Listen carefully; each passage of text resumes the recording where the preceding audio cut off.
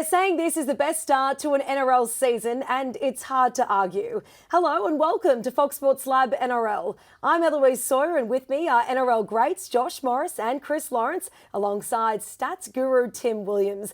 Let's start with some round 3 highlights. Tim, were you impressed by Josh Schuster's first outing for the Manly Seagulls? Yeah, hey Eloise, incredibly impressed by Josh Schuster. It's funny that they lose Kieran Foran, who was one of the best direct, I suppose, playmakers and ball runners in the competition. Josh Schuster's ability to square up the defensive line is almost second to none in the halves, which for his first essentially game at 5'8" is quite incredible. He had 3 try assists there in that side. Probably the one issue was defensively. He got caught out a few times, which is going to take a little bit of time for him. He also only had 1 run there. So whether that's a match fitness thing, we'll see, but he looked pretty good. I think that was a talking point in the off-season. Obviously, he made known that he wanted to play 5'8" and that his fitness levels weren't up to scratch. Spent a lot of time in the off-season to get fit. So I think that's going to be his biggest challenge, maintaining his fitness. But yeah, I mean, he's got the skills, as he's shown. There's a lot of John Sutton about him. And I think if he can continue to progress, he's going to have a massive career. Yeah, absolutely. Another player that impressed in round 3 was, of course, Tesi New, up there for the Dolphins, scoring a number of tries. What's impressed you most about his game? I think it's his ability coming out of his own end. He's sort of got that Brian Dottall feel about him. He's put on some weight during the pre-season, and it's certainly helped him being able to break tackles coming out of his own end and then finishing as well. 3 tries against the Knights.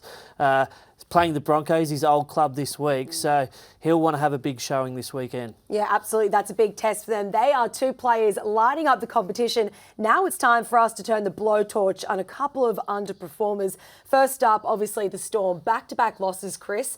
It's not like what we like to see from Craig Bellamy's team. Yeah, well, I think we spoke about it last week. We were expecting a bounce back, particularly in the effort and the attitude. It was something they were challenged by Craig Bellamy in that sort of round 2 loss. So coming up against the Tigers this week, I'm hoping it's 3 in a row for them, which is unlikely for them. But again, they are probably in uncharted territory for them, to lose 2 in the row in that fashion, and they might be going down, obviously, that spiral of, losing that confidence in how to win. Yeah, no Jerome Hughes as well. That doesn't hurt the Melbourne Storm's chances coming up against the West Tigers, does it, Tim? Not at all. So they're obviously losing some key players. Cam Munster's due back this week. The issue in the pre-season was how they were going to fill the void of losing some key forwards. And then we wondered last week with Nelson Sofa-Solomona out, even though they had a few players back, including Tui Kamikamica, how they'd respond to that. And the forward pack, they weren't great again. But you look at the back 5, who didn't help out too much either. Justin Olam was the only player to run for over 100 metres in the back line. He ran for 102 metres. So even the pack, they're not getting a lot of help there. I think with the Storm at the moment, they're their own worst enemy. Harry Grant's trying to win them games off his own bat, but there's just players making just schoolboy errors and it's not helping them. And that's the frustration that Craig Bellamy's coming out with. They need to address that, because if they do it again this week, the Tigers will win. Yeah, absolutely. Would you be rushing Cameron Munster back just given where the side's at the moment? I think if he's ready to go, he'll obviously play, and he's probably the type of player that, if he is, 90% fit, he could probably come and play, but his presence of being on the field gives everyone that air of confidence, and I think in terms of being their own worst enemy, as Josh said, they have that confidence that they can win in the back end of the game because they have someone like Cam Munster, so he does calm them down. So I think even if he's not 100% fit, he's likely to play because of that confidence he brings everyone. Yeah, certainly not the side we've seen before in previous years gone by with the Melbourne Storm. Another side, North Queensland, a bit of an underwhelming start to kick off 2023, Tim. Yeah, I mean, they were so dominant through their forward pack last season. What we saw on the weekend against the Warriors, the Warriors actually ran for 400 metres more than that pack, which is quite disappointing. One player that's probably disappointing a little bit this season has been Jeremiah Nanai. We know what he can do with ball in hand and how explosive he is in attack. He's one of the best try-scoring forwards in the game, if not the best.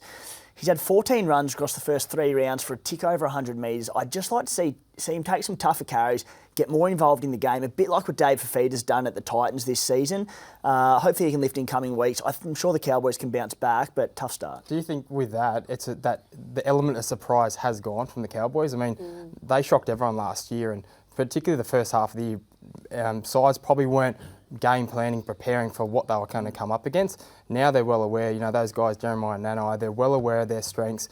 They're really up for the games, and they're probably, game planning against, taking away some of their strengths. And it's always going to be the question mark, coming into the season, how can they adapt and change when sides are coming up against them? Cowboys coming up against the Titans. Just quickly, Josh, can the Cowboys get the job done over an in-form Titans side? Yeah, they'll look to be a whole heap better than what they were against the Warriors. I think they can do it, but it is going to be a close game for sure. Yes, there you have it. The heat is on the Cowboys and the Storm.